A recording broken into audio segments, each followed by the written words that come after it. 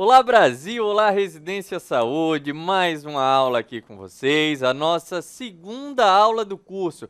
Espero que ninguém tenha perdido a primeira, tá pessoal? Se perdeu a primeira, vai lá na internet, entra no site da Residência Saúde para poder assisti-la. Senão não vai conseguir entender a nossa segunda, que é justamente a continuação da primeira aula. A primeira aula a gente começou falando sobre a etiologia da doença periodontal. Porém, pessoal, até chegar na etiologia propriamente dita, a gente tem que passar, por um longo caminho. Nós temos que percorrer um longo caminho até chegar na parte da etiologia. Que caminho foi esse? Vocês lembram? A gente falou de toda a anatomia do periodonto. Falei para vocês sobre periodonto de proteção. Falei sobre periodonto, de sustentação. Então, a gente cercou vocês de todas essas informações anatômicas e fisiológicas do periodonto para poder entrar na etiologia da doença periodontal. Então, primeiro eu falei para vocês o que é o normal e agora a gente vai falar quais são as doenças que podem acometer justamente esses periodontos. O periodonto de proteção e o periodonto de sustentação. Estão preparados? Eu já deixei disponível para vocês, de propósito, todos esses slides dessa aula, para que vocês pudessem dar uma estudada em casa e já chegar mais ou menos sabendo do assunto, o que vai facilitar bastante para vocês. Vocês vão entender e vão assimilar muito melhor todo o nosso conteúdo da aula de hoje, tá certo, pessoal?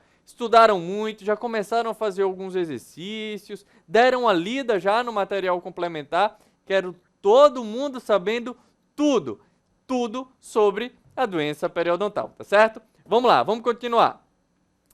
Nosso curso técnico em saúde bucal, a disciplina de promoção e prevenção em saúde bucal e higiene dental 1.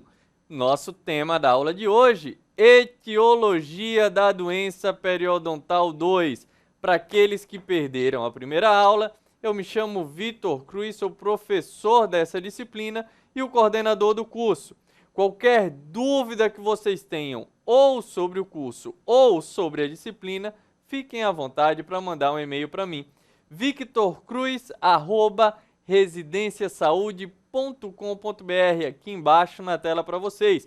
victorcruz@residenciasaude.com.br, tá certo? Vamos lá, vamos começar a nossa aula. Então, pessoal, eu até mostrei para vocês, mas eu queria frisar um pouquinho mais aqui a parte da etiologia. Então, o que é que pode causar a doença periodontal? O fumo, tá certo? A genética, a gravidez e puberdade e o estresse. Então vamos lá, vamos relembrar um pouquinho de cada um. Primeiro, o fumo. Pessoal, o cigarro a gente sabe que ele tem mais de 4.700 substâncias tóxicas, onde mais de 1.700 podem provocar câncer. Imagina só, um elemento que pode fazer todo esse mal à saúde do indivíduo, ele pode provocar câncer de boca, câncer de pulmão. Imagina o que é que ele provoca nos nossos dentes. Aquela nicotina, que é justamente o que causa a dependência, ela se acumula de uma forma no dente que para nós, que somos profissionais, na área da saúde bucal, isso dá um trabalho, chega a dar um desgosto, pessoal? A gente chega lá no consultório, o paciente chega com aquele sorriso, sorri pra gente, quando abre a boca, aquele cheiro do cigarro, quando a gente vai olhar, tá cheio de nicotina acumulada nos elementos dentais. Só quem tem algum tipo de relacionamento com algum fumante sabe bem o que eu estou falando, Então, se você não é fumante e tem um relacionamento com fumante, é muito desagradável.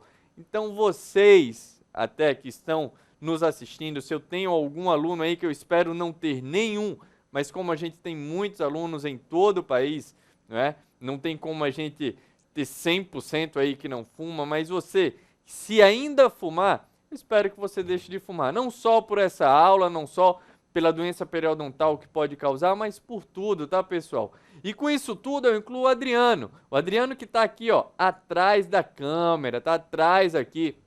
Ele quem tá fazendo toda essa parte da filmagem, a edição do vídeo, ele que é o responsável por eu estar nessa câmera, correr para essa e ele troca aí para que vocês vejam. Então o Adriano que tá fazendo toda essa manipulação aí, ele é justamente o responsável por isso e a gente já lançou uma campanha uma vez e eu tô vendo que eu tô precisando lançar uma campanha agora um pouco mais ampla, incluindo ele, o senhor Mahatma, o senhor Saulo, tá? Que são essas pessoas que ficam aqui atrás das câmeras que vocês não conseguem enxergar normalmente, mas sempre no fim de um módulo ou outro a gente tenta colocar uma foto, a gente tenta fazer uma homenagem a eles, mas eu estou pensando em relançar essa campanha para que ambos, tá? Para que todos eles parem de fumar, não é, pessoal? Vocês estão comigo? Se estiverem comigo, continua mandando e-mail para mim, que aí vai ser bom, a gente coloca aqui umas mensagens de apoio, vai ser bem legal a gente relançar essa campanha, né? Amigos da Residência Saúde, para que eles possam parar realmente o hábito de fumar, tá bom? Então, pessoal, vamos lá, ó. Além do fumo, que pode causar todos esses problemas, né? Inclusive a doença periodontal, os outros fatores são, por exemplo, os fatores hormonais. Então, a puberdade, onde há um desequilíbrio um pouco maior dos hormônios, na gravidez também. Na gravidez a gente tem uma doença chamada de gengivite gravídica, que normalmente aquelas mulheres que normalmente não têm gengivite, elas têm uma boa saúde bucal, têm uma boa higiene oral, elas podem desenvolver ainda mais a gengivite durante o período da gestação, tá certo?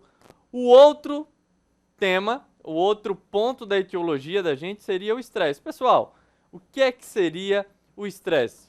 O estresse é a gente tá lá, tá estressado, né?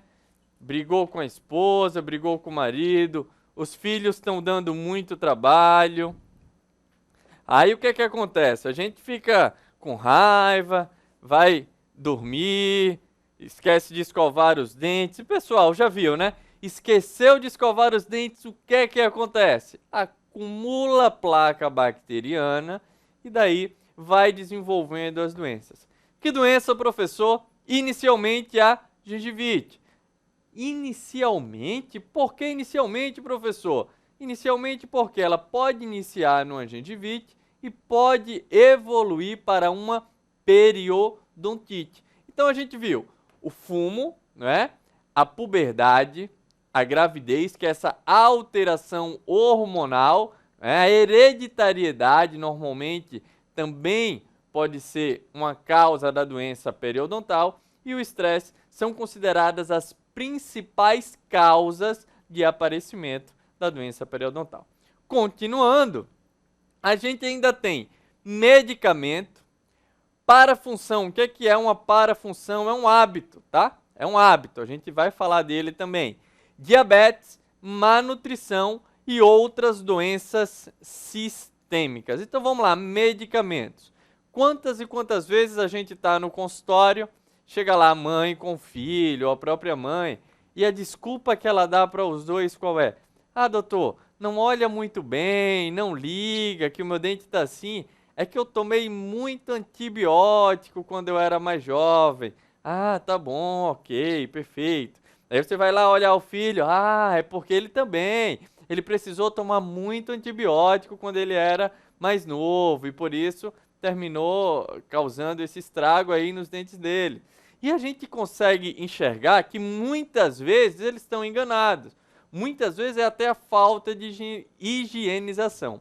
Porém, pessoal, é verdade, e por isso que eles utilizam esse tipo de desculpa, alguns medicamentos, eles podem realmente causar esse tipo de problema. Então, alguns medicamentos, eles podem iniciar a doença periodontal. O outro tópico é a parafunção, alguns hábitos. Então, vamos lá. Quem tem, por exemplo, a onicofagia, o que é que seria?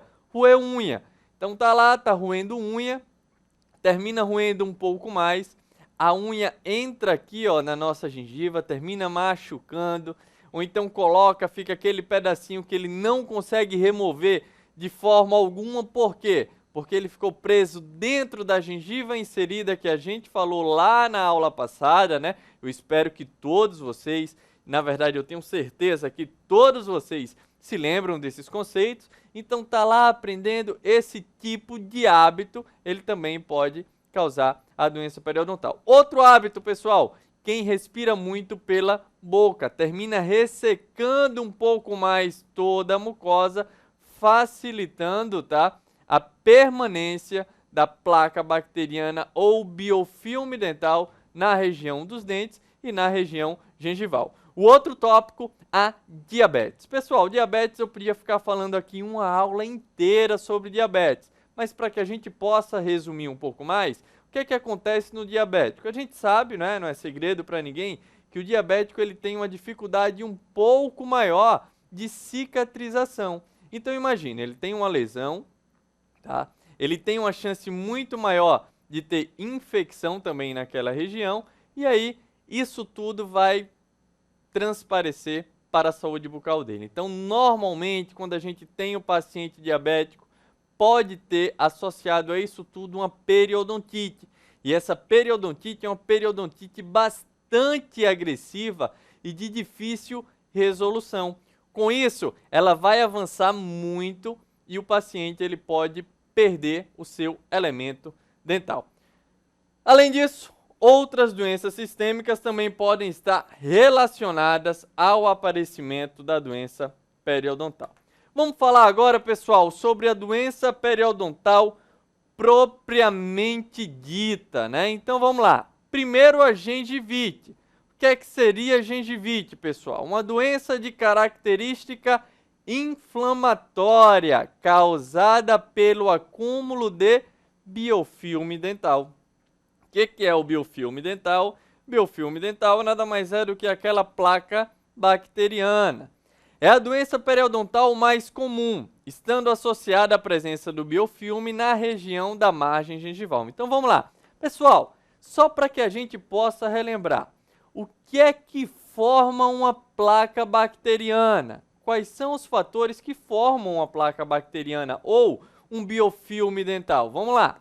Primeiro fator que forma o biofilme dental são os restos alimentares, associados a quê? A algumas bactérias presentes na nossa cavidade oral. Então, aqueles restos alimentares associados a algumas bactérias, eles ficam presos nos dentes. Ah, professor, todo mundo tem biofilme dental? Todo mundo produz o biofilme dental? Todo mundo. Todo mundo produz esse biofilme dental. Por quê? Todo mundo se alimenta e todo mundo tem algumas bactérias próprias na boca. Ah, professor, mas porque quando eu vou lá no dentista, quando tem lá o colega dentista, ele vai lá, vê, dá uma olhada, ah, parabéns, não tem placa bacteriana, não tem biofilme dental, tá tudo ok. Por que isso acontece comigo? E quando a minha esposa vai lá, ela olha, aí, rapaz, ó, precisa melhorar aqui um pouquinho, realmente tem um pouquinho mais de biofilme dental acumulado aqui em certas regiões. Por que que acontece isso? O biofilme, pessoal, ele vai ser produzido por todos os indivíduos, porém, em algumas situações, né, na maioria, quando a gente tem uma higienização adequada, esse biofilme ele nunca vai ser visível. Então, se o indivíduo ele escova corretamente o dente na frequência ideal, lógico que nunca vai ter um acúmulo dessa placa bacteriana ou um acúmulo significativo desse biofilme. Porém, se o indivíduo ele não escova muito bem o dente, ou se, por exemplo, ele escova até bem, mas ele passa muito tempo sem escovar, é lógico que ele vai ter um acúmulo de biofilme dental um pouco maior. Tá certo? E esse biofilme dental, como eu falei para vocês, ele vai ser formado pelos restos alimentares juntamente com as bactérias presentes na cavidade oral. Pessoal, outra coisa. Então vamos lá. A gente sabe, por exemplo, eu tive um problema na minha mão, eu estava muito tempo lá fazendo um canal, eu passei muito tempo fazendo um procedimento, estava arrancando o dente, eu fiquei fazendo de uma forma que eu tive o quê? Uma tendinite. Ah, tendinite, quando eu estou na academia, que eu pego peso um pouco mais forte, que eu forço um ligamento que eu não devia, que eu forço um tendão, tá? Que fica um pouquinho mais dolorido, aí a gente fala que estamos diante de uma tendinite. O que é que significa tendinite? O tendão de tende inflamado, it. O sufixo it, pessoal, de forma universal, ele vai indicar uma inflamação. Ah, ele está com faringite, inflamação na faringe, não é? Ele está com gastrite, inflamação gástrica, tá certo? Então, gengivite é uma inflamação aonde? Na gengiva. Quando cair lá na prova, o que é que significa gengivite? Gengivite é uma inflamação que acomete a gengiva. Fácil, né, pessoal? Simples assim, sem segredo nenhum. Daí a gente vê como é que acontece essa inflamação e o porquê que acontece essa inflamação. Essa inflamação normalmente ela acontece na região de margem gengival. Qual seria a região de margem gengival? A gente observando aqui nessa figura, é justamente essa região aqui, né? O final do dente, a região onde a gengiva começa a entrar em contato com o elemento dental. Essa região que a gente já está vendo até aí na figura, ela tem esse acúmulo aqui, ó, nessa figura, do biofilme ou da placa bacteriana. E esse biofilme ele vai ser identificado pelo organismo como um agente agressor.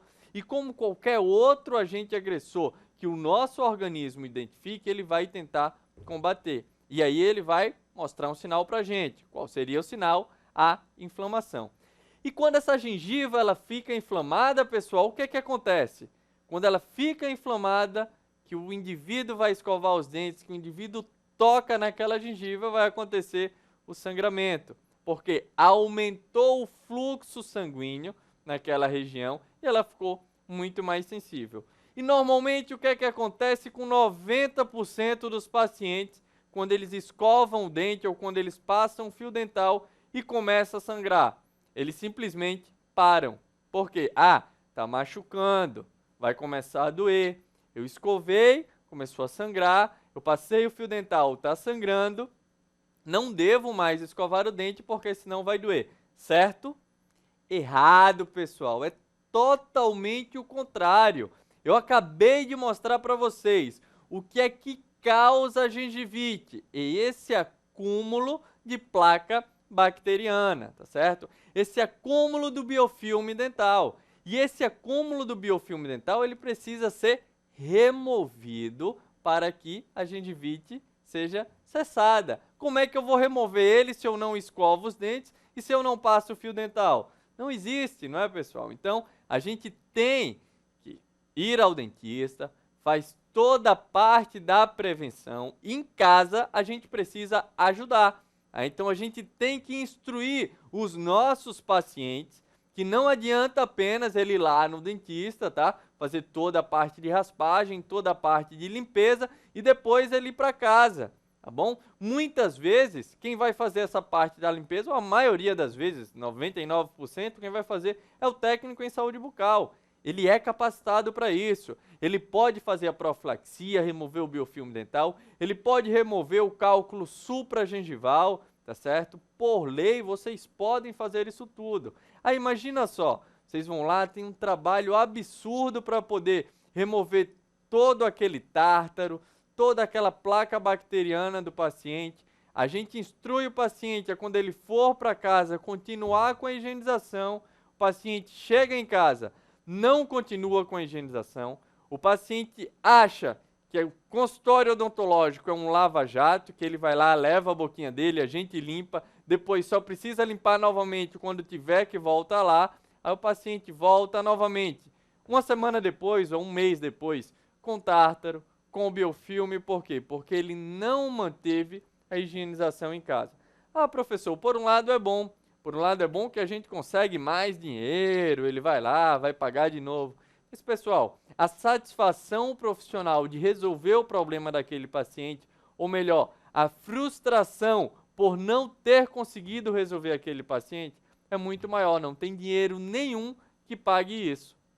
Então é muito melhor a gente conseguir resolver o problema do paciente e a gente realmente manter uma boa credibilidade do nosso serviço. Por quê? Se ele precisa ir lá toda semana ou a cada 15 dias para que possa ser feita uma raspagem, alguma coisa está errada. Ah, professor, mas o que está errado é ele, que não está fazendo a higienização em casa. Correto, concordo com vocês. Mas será que a gente está dando a informação correta para ele? Será que a gente está dando a orientação correta para que ele possa manter uma boa higiene oral? Nós também temos essa parcela de responsabilidade. E a gente não pode fugir dela, tá, pessoal? A gente tem que realmente cobrar do paciente e instruí-lo da forma adequada para poder fazer esses tipos de procedimentos que a gente depende da ajuda deles em casa, tá bom? Então vamos lá. Já falei que é a doença mais comum. E como é que se dá o diagnóstico? O diagnóstico normalmente se dá pela sondagem mais as características clínicas, tá? Então, a gente tem a maior peça, a peça mais utilizada dentro de toda a periodontia, é chamada de sonda periodontal. E para que serve a sonda periodontal? Pessoal, é muito simples. A sonda periodontal aqui, como vocês estão vendo, ela tem diversas linhas aqui, que é para eu verificar o estado da gengiva do nosso paciente. Ah, como é que eu vou identificar uma gengivite? A gengivite, eu vou tocar na gengiva e se ela sangrar, tá? Se houver esse sangramento, o paciente, ele tem gengivite. Lógico, né, pessoal? A gente vai contornar o suco respeitando todos os limites do organismo. Se eu pegar a sonda e eu enfiar no meio da gengiva, forçando aquele tecido, lógico que vai sangrar, tá certo? E esse sangramento não vai ser causado por uma gengivite. Mas, ao mínimo toque, até naquela região permitida, e o que é que eu quero dizer com região permitida? A região que o organismo permite que a gente vá. Se eu tento colocar e eu vejo que tem algum obstáculo ali, opa, então aqui tá bom, tá tranquilo. Se, mesmo nesse lugar em que o paciente ele não relata incômodo, ele não relata uma sensação dolorosa, tá? Se nesse lugar já está sangrando, ele tem gengivite. Se a gente pega até mesmo um rolinho de algodão, empurra, aperta um pouquinho a gengiva dele e está sangrando, ele também vai ter gengivite, tá certo? Se a gente está fazendo, por exemplo, uma profilaxia, na profilaxia, escovando, escova, depois que escovou toda a região, a gente viu que ficou aqui, ó, nessa região de sulco gengival, o sangramento, nessa outra sangramento também, nessa outra o sangramento, a gente também vai estar diante de uma gengivite. Pessoal, não são todas as gengivites que a gente já vai olhar e de cara vai dizer, ah, tá toda inchada aqui a gengiva. De jeito nenhum. Para que vocês possam até fazer um teste, que eu aconselho que vocês façam somente uma vez, tá? Para que vocês entendam até um pouco melhor como é o mecanismo da gengivite, vamos fazer um teste. Todo mundo, a partir de hoje, quando for escovar os dentes, né? Só são 3 dias assim, tá, pessoal? Vai escovar todos os dentes, exceto, sei lá, vamos determinar o primeiro molar inferior direito, tá? A gente vai escovar a parte oclusal dele para não ter cárie, por favor, tá certo? Escova a parte oclusal, mas não escova a superfície vestibular na região do sulco, tá certo? Minto. Na região do sulco gengival. Na região do sulco do esmalte, a gente vai escovar para que não haja um acúmulo maior de cárie, né? Um acúmulo maior do biofilme naquela região e possa provocar a cárie. Mas a gente vai deixar acumular só um pouquinho nessa superfície lisa, que dificilmente vai ter cárie, pode ter uma classe 5 se passar muito tempo. 3 dias não vai causar isso, tá certo? Então deixou lá, não escovou aquela região, não passa fio dental nela também. Depois de 3 dias, quando vocês forem escovar, vocês vão ver que ela está totalmente inflamada, não vai doer, tá, pessoal? Escovem bastante para poder tirar todo aquele biofilme, toda a placa bacteriana, e aí vocês vão ver qual a sensação que o paciente tem, aquele paciente que não está higienizando bem. Ah, professor, mas quando eu escovo o meu dente, já tem um sangramento. Se você escova e já tem um sangramento, não faz isso, por favor. Porque se tem um sangramento, é sinal de que a escovação não está tão boa quanto deveria. Então, nem como teste a gente vai fazer isso. A gente vai aproveitar esse próprio sangramento que você tem e eu lanço um desafio. Nessa região que está sangrando, você vai escovar muito bem os seus dentes, 2 ou 3 vezes por dia, escova bastante a região. No terceiro, no máximo, no quarto dia, já vai parar o sangramento, você vai escovar, não vai sentir nada. Muitos pacientes, eles vão relatar assim, doutor, ou doutora, a gente está sentindo aqui um pouquinho de uma coceira nessa região. É o acúmulo do biofilme. Ele removendo, ele fazendo uma boa remoção mecânica desse biofilme, e quando eu falo remoção mecânica, eu falo mesmo da escovação que ele vai fazer, vai ficar com a saúde perfeita, vai ficar tudo zerado, vai ficar ótimo, maravilhoso, tá bom? Vamos continuar aqui.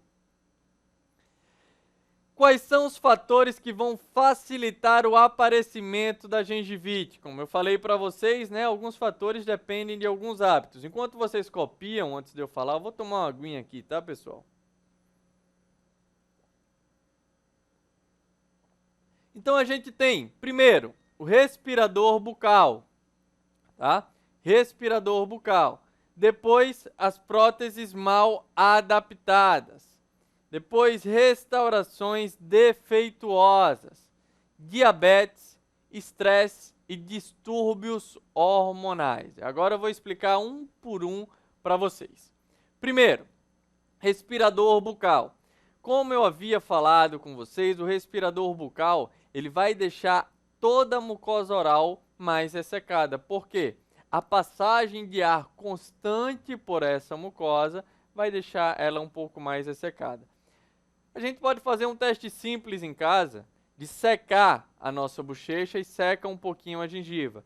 Se eu tento unir, elas vão ficar colabadas, elas vão ficar unidas. A gente fazendo esse teste, pessoal, a gente vai ver a importância dessa boca ressecada, do que acontece. Isso tudo vai facilitar ainda mais o acúmulo de biofilme dental nessa região. Facilitando o acúmulo de biofilme dental na região, vai facilitar a presença da gengivite. O outro fator seria a prótese mal adaptada. E todos esses fatores que a gente está mostrando aqui para vocês, pessoal, vocês podem ver lá no nosso site.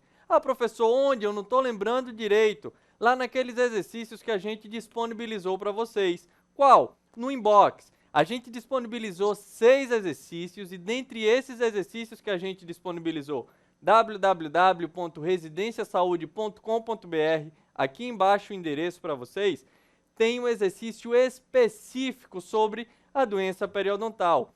Primeiro vocês vão ter que fazer toda a evolução da doença periodontal. Depois de feita toda a evolução da doença periodontal, a gente vai fazer o tratamento. E como é que seria o tratamento dessa gengivite que a gente está falando para vocês? Professor, uma das causas que a gente conseguiu identificar é que ele é respirador bucal. Isso, nem eu, nem você, dificilmente até o médico dele vai conseguir mudar do dia para a noite. Então, deixa para lá, a doença periodontal vai evoluir? De jeito nenhum. A gente pode tentar atuar em outra frente. Qual seria essa frente? A gente pode fazer com que ele melhore a escovação, com que ele melhore a higienização. Para isso, a gente precisa ampliar um pouco mais o nosso conhecimento. Por isso que a gente disponibilizou esse exercício para vocês, que além de vocês assistirem a nossa aula aqui, além de vocês verem aquela aula prática que eu sempre mostro para vocês, que a gente vai colocar aqui, que é dentro do consultório odontológico, onde eu vou mostrar cada item que a gente deve fazer. Naquela sequência, vocês vão abrir lá um inbox, vão ver aquele exercício e vocês vão entrar dentro do consultório odontológico nesse ambiente virtual. Entrando no consultório odontológico, no ambiente virtual, vai ficar muito mais fácil da gente conseguir simular todas essas situações com o paciente. E aí a gente vai ver realmente a necessidade, pessoal, daquele paciente. Por quê? Lá no inbox eu coloquei do paciente que tem a melhor higienização até aquele paciente que normalmente chega no consultório, aquele paciente um pouco mais carente, que não tem toda a informação que normalmente a gente tem. Então, ele não tem a informação de como deve ser feita uma higienização adequada, muitos nem usam o fio dental, e aí vocês vão simular daquele paciente que tem uma higienização muito boa até o paciente que não tem uma higienização adequada. Com tudo isso, com certeza, quando vocês pegarem um paciente lá no consultório, frente a frente, vai ficar muito mais fácil desenvolver o trabalho de vocês, ok? Vamos lá, vamos continuar aqui. As características da gengivite. A gente tem aquela característica, né? Infecto-inflamatória, um vermelhidão, edema e sangramento durante a sondagem. Essas são as principais características da gengivite. Ela é uma doença infecto-inflamatória porque infeccionou, ela inflamou. Esse vermelhidão, esse edema, ele vai ser formado justamente pelo fato de ter o acúmulo do biofilme dental, assim como o sangramento. É um método de defesa que o organismo conseguiu para que pudesse fazer, tá certo? Vamos continuar aqui. A gengivite, pessoal, é a primeira doença que já vem à cabeça quando a gente fala de doença periodontal. Porém, ela é a de resolução mais fácil que a gente tem. Qual seria a que seria um pouco mais difícil a resolução, que não é tão simples, que a gente não vai conseguir com a prevenção? A periodontite, popularmente conhecida como piorreia. Ela é uma inflamação crônica que acomete a gengiva, o osso, ligamentos de suporte dos dentes, sendo definida como uma condição patológica multifatorial complexa, na qual a microbiota, assim como a resposta imunológica do hospedeiro, elas vão contribuir para a destruição do periodonto. Então, pessoal, primeiro, a gente falou de gengivite para vocês. E eu tenho certeza que todos vocês observaram qual é o periodonto que é acometido com a gengivite. Periodonto de proteção. Quando a gente começa a falar sobre periodontite, qual seria o periodonto que acomete a periodontite? O periodonto de sustentação. Todas as estruturas de suporte do dente. Que estruturas de suporte seriam essas? O osso alveolar, o cemento, o ligamento periodontal. Então imagina só, a gente perdendo o osso alveolar, a gente perdendo, né, a função, toda aquela parte da ancoragem do ligamento periodontal, como é que esse dente vai ficar? Ele não vai ficar sustentável, ele não vai ficar sustentado naquela região. Então ele começa a ter uma mobilidade até o ponto em que o paciente vai precisar tirar o dente, porque a doença evoluiu bastante, de modo que vai incomodar até mesmo na mastigação do paciente. Então, quando a gente fala de uma doença afetando as estruturas de suporte do dente, normalmente a gente pensa logo na periodontite, na piorreia, tá certo? A periodontite ela vai ser iniciada após a indução de um processo inflamatório multifatorial. Em contrapartida, a resposta imunológica do indivíduo vai ocorrer a reabsorção óssea, sendo este o principal problema da periodontite. Agora eu vou mostrar aqui na tela para vocês, tá? Então, ó, aqui esse lado da estrutura de suporte do dente, ele tá perfeito, pessoal. Por quê? Ó, o osso está muito bem aqui, o ligamento periodontal também e a gengiva está sadia. Porém, quando a gente vai aqui nessa porção distal, do outro lado do dente, a gente consegue ver essa inflamação. A gengiva ela já está bastante inflamada, tá certo? A gente viu que aquela sonda periodontal ela entrou bastante. Se eu tento colocar essa sonda, pessoal, desse lado, ela não vai entrar, ela vai vir até aqui. Ela vem até aqui somente por quê? Porque é aquela parte da gengiva livre, que é onde a gente permite a entrada. Se essa sonda ela entrou totalmente até nessa região óssea, é por quê? É porque houve uma perda de osso. E a gente pode observar, olha só onde é que está o osso aqui. O osso só está nessa região, pessoal. Está fácil aí de observar. A gente vê de um lado o osso totalmente completo e aqui a gente vê que o osso ele está totalmente reabsorvido. E essa reabsorção é uma resposta do nosso organismo àquela doença que está acometendo toda essa estrutura de suporte do dente, tá certo? Então, a doença acomete a estrutura de suporte do dente e a essa reabsorção óssea. Agora imagina só, reabsorver o osso desse lado, reabsorver o osso do outro lado, como é que esse dente ele vai ficar suportado? Esse dente ele não vai ter como ficar suportado de uma forma adequada. Vocês concordam? Porque ele perdeu essas duas estruturas ósseas.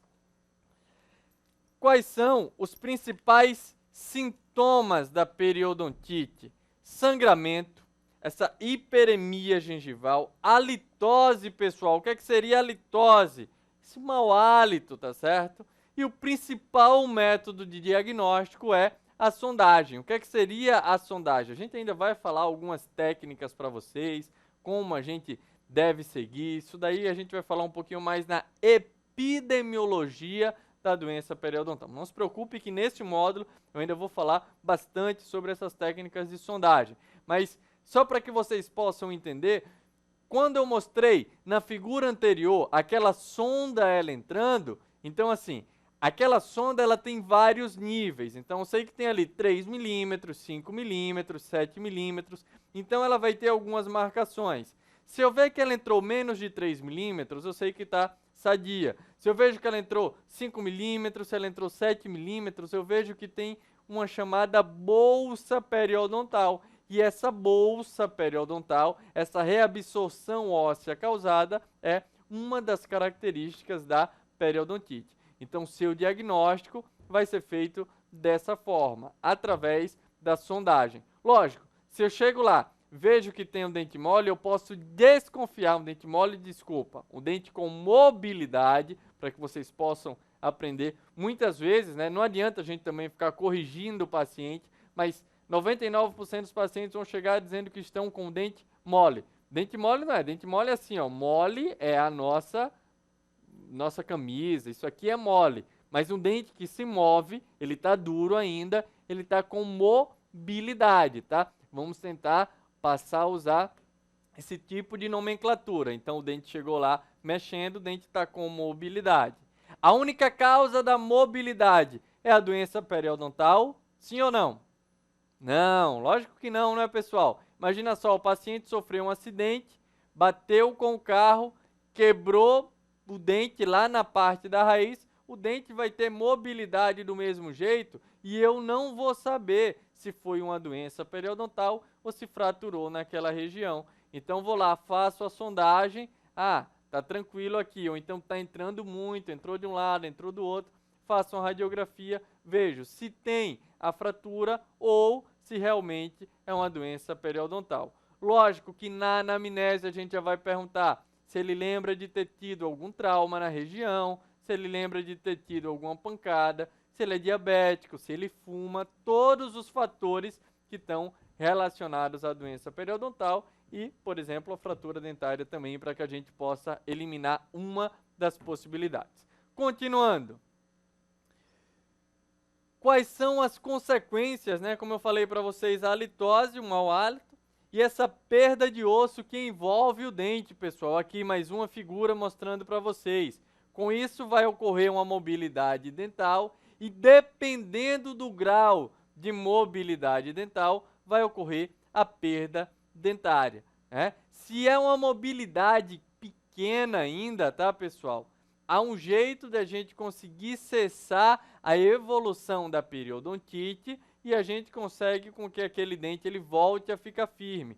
Porém, se ele vai ficar um pouco mais de tempo, se é uma mobilidade que está um pouco maior, dificilmente a gente vai conseguir reverter o processo. Com isso, infelizmente, o futuro vai ser a perda do elemento dental. Sabe qual é o problema? Muitas vezes, quando o indivíduo ele vem procurar ajuda odontológica, ele já procura quando está no nível bastante elevado. Infelizmente, quando está nesse nível elevado, fica mais complicado para que a gente possa resolver todo o problema que ele tenha, tá certo?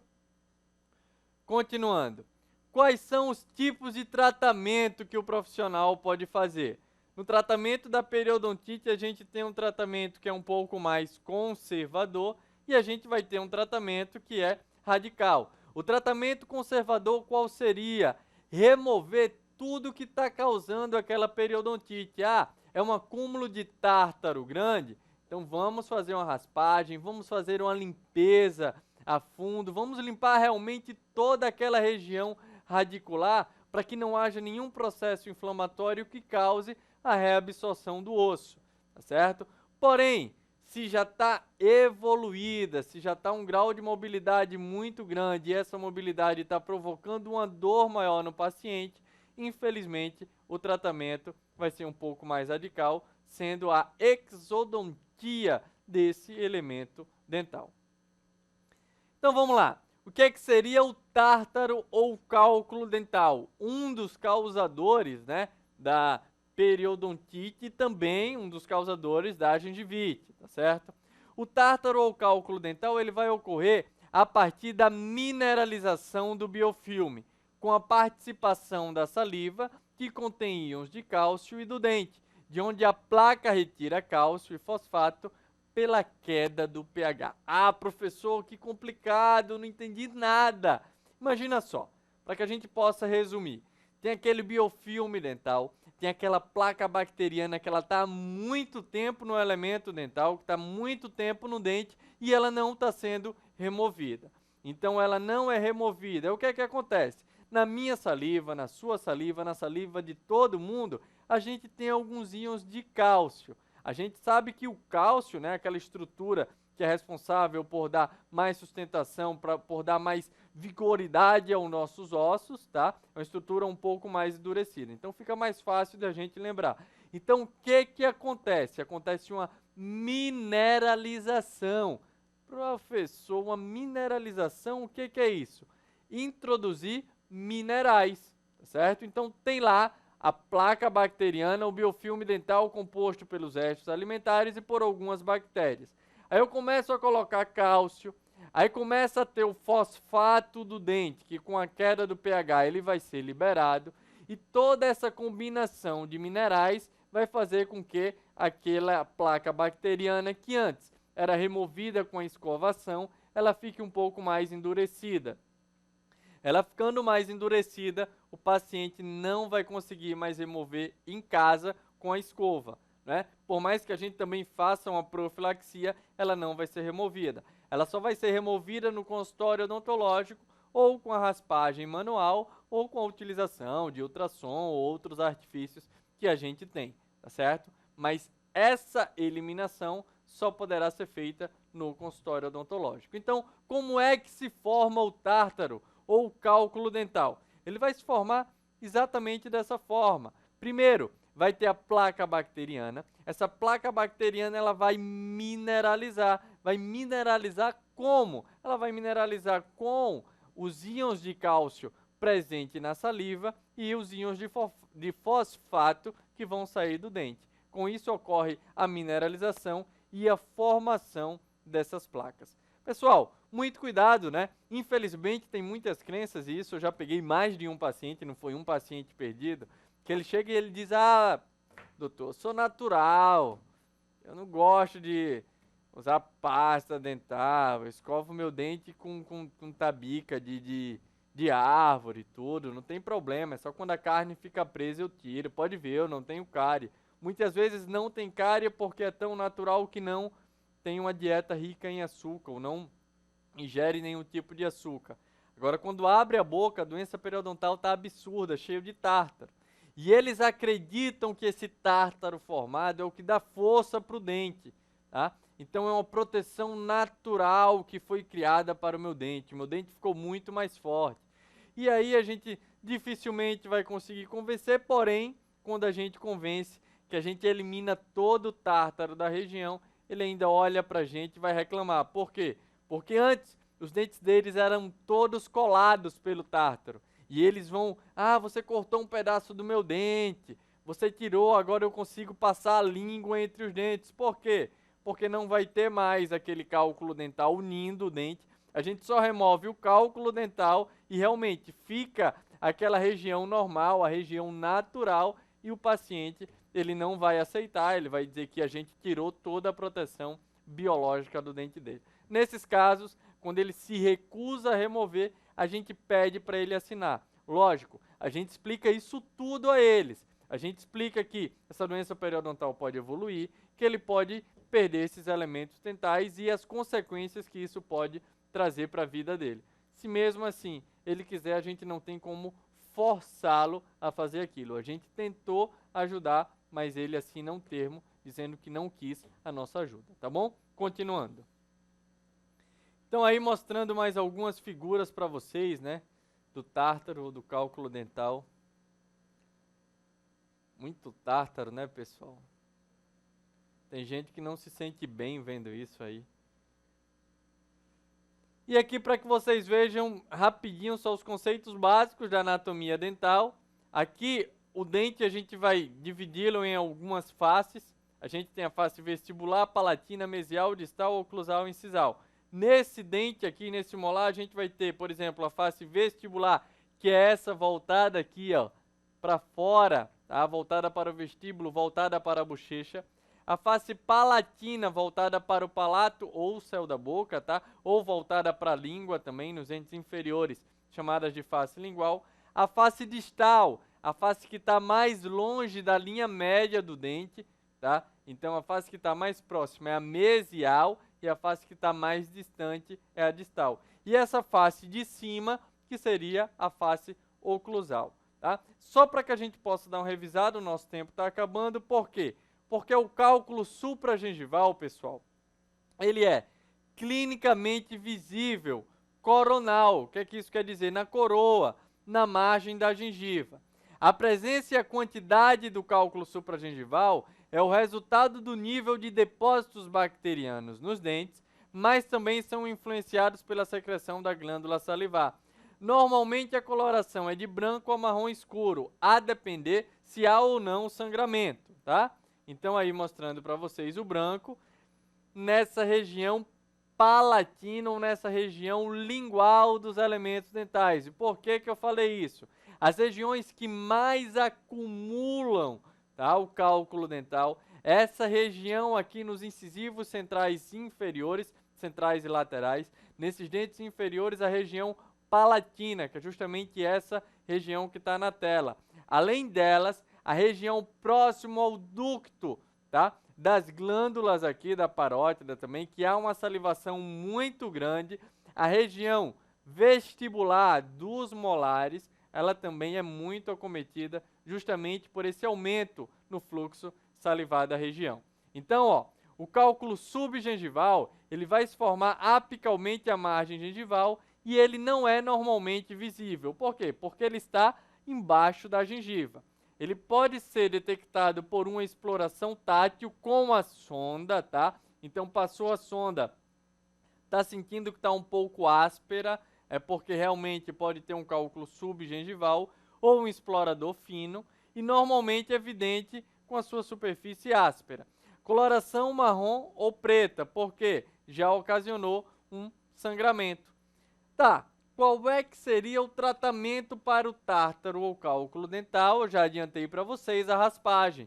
E essa raspagem ela pode acontecer ou com os instrumentos manuais, onde a gente vai remover todos, ou utilizando uma sonda ultrassônica, que vai facilitar demais o trabalho, porém não é a realidade do nosso serviço público ainda, em cada local ter um ultrassom. Muitas vezes no centro de especialidades odontológicas, nos CELs existentes, vai ter, mas outras vezes dentro das unidades básicas de saúde vai ser difícil a gente encontrar, ok? Vamos lá. Doença periodontal versus os fatores envolvidos. Então vamos lá, biofilme dental, cálculo dental ou tártaro, os fatores de retenção do biofilme e as restaurações defeituosas ou próteses mal adaptadas. O que é que acontece? Quando a gente está diante de uma restauração defeituosa ou uma prótese mal adaptada, é mais difícil a higienização e é mais fácil o acúmulo de biofilme ou placa bacteriana naquela região, tá certo? Então, ó, a placa bacteriana ela fica lá acumulada, tá? E a gente não consegue remover porque ela está naquela região da fratura ou naquela região mal adaptada à gengiva. Isso também é uma prótese. E essa prótese ela não está adaptada de uma forma satisfatória, a gente também vai ter um acúmulo maior nessa região, podendo causar a formação de tártaro. Professor, tártaro na prótese? Pode ter tártaro na prótese, sim, tá certo? por incrível que pareça. Doença periodontal versus os fatores envolvidos.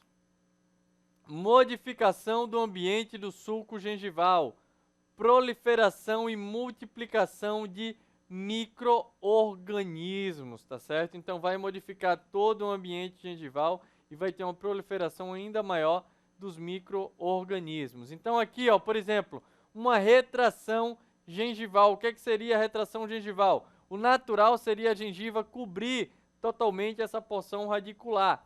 Porém, por diversos motivos, entre ele a doença periodontal, pode ocorrer uma retração. Olha só, essa gengiva veio para cá. Essa exposição da raiz pode causar uma sensibilidade absurda no paciente, tá certo? Uma sensibilidade que o paciente vai ter pelo resto da vida, porque dificilmente a gente vai conseguir fazer com que ela volte, ela nesse estado. Se está pouquinho, pode ser que a gente consiga. Ela nesse estado, muitas vezes, até o transplante de gengiva, a gente colocando gengiva nessa região, um enxerto da gengiva aqui, vai ficar difícil a gente solucionar, tá bom? Mesmo assim, a gente não vai conseguir solucionar totalmente a sensibilidade somente com a gengiva. A gente vai ter que utilizar de outros artifícios.